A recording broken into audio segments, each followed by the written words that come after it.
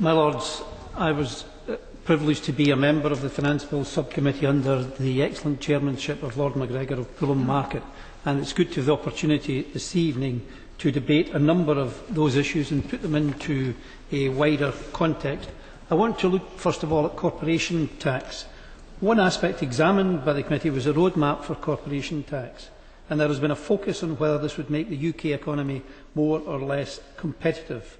The context for that being the Chancellor in his budget in March, where he announced he would cut corporation tax by an additional 1% over and above the cuts previously announced. It was a flagship measure, but to fund this year's finance bill will bring in a reduction in allowances available to firms which make significant investments. Now, the Government's plan for growth says that growth has been concentrated in a few sectors of the economy and in a few regions of the country, and I welcome that sentiment.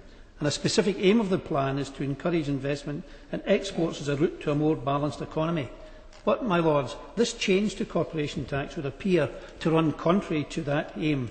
And as the Institute for Fiscal Studies said earlier this year, the largest beneficiaries from the package of measures will be high-profit, low-investment firms, which would include, for example, financial services. Meanwhile, the IFS says cuts to capital allowances will have the largest impact on those firms with capital-intensive operations, which would include manufacturers. So major investors who are considering the UK as a site for investment are not so easily swayed by a cut in the headline rate when allowances are also being cut.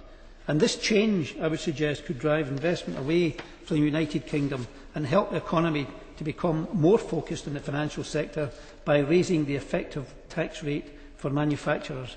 There are also issues regarding the carbon floor price system for energy-intensive industries, and it has been suggested that this has been implemented in such a way that, according to a report by Thomson Reuters earlier this year, will place additional costs on businesses amounting to £9.3 billion. And given these businesses are major employers and in many cases major exporters, it goes against the Government's proposals in their own plan for growth. So there has to be further scrutiny of the impact of these changes, and it is important, my Lords, that the whole context of taxation on businesses is taken into account and not just the headline rate of corporation tax. Now, mention has been made on oil taxation. This was nothing other than a hasty, politically motivated initiative with no consultation. And we've seen this before. We've seen it with Labour governments. And what happens is that when these proposals are implemented, they do have long-term adverse consequences for these industries. And as the Chartered Institute of Taxation has said, the last-minute and precipitate change in oil tax rates for an industry that is particularly dependent on long-term planning seems wrong, and it goes against the Government's proposals for stable tax planning. So I think the Government should take that issue into consideration. And the subcommittee did note that the Government needs to retain the flexibility to deal with immediate issues, but informal consultation should still have been possible, and witnesses to the subcommittee said that this would have enabled better policy making. So I hope the Government takes that issue on board. Issue has been mentioned regarding HMRC, which the subcommittee discussed, particularly the skills and resources available, and whether it was able to carry out the Government's new approach to tax legislation. But perhaps more importantly, the committee also heard concerns of whether HMRC was fully able to implement the legislation once it was made, given its staffing problems. By some estimates, tax evasion costs up to £1 out of every £8 that should be collected in taxation. And therefore we need a good staff, particularly important given the sheer complexity of legislation being proposed in this bill, particularly the proposals on anti-avoidance, which the subcommittee scrutinised at some length.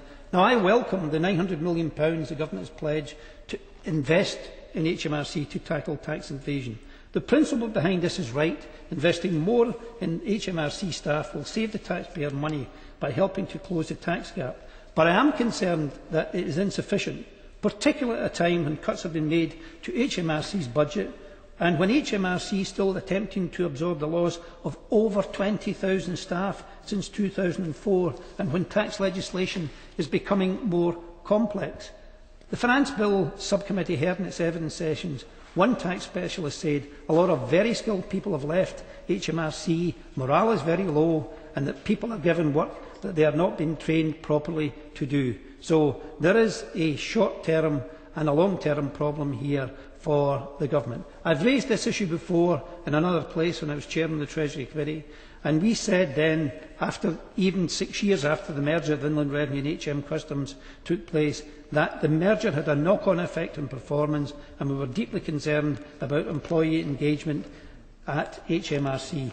So there still exists today, my Lords, the danger that the government focus too much on creating complex anti-avoidance legislation rather than addressing the more fundamental issue of ensuring HMRC is fully resourced to implement that. Lastly, can I say something that the committee didn't look at, and it's the impact on ordinary people. The flagship policy for ordinary people in this finance bill is a significant increase in the tax-free personal allowance for income tax and national insurance, a welcome move as it will benefit lower income households. However, there is also an area where we need to see the changes made in a wider context rather than focusing on a single change. For example, the rise in VAT at the beginning of this year is reported to cost the average family with 2 children £450 a year. That is more than 10 times the benefit that is gained by low-income families from the rise in personal allowance.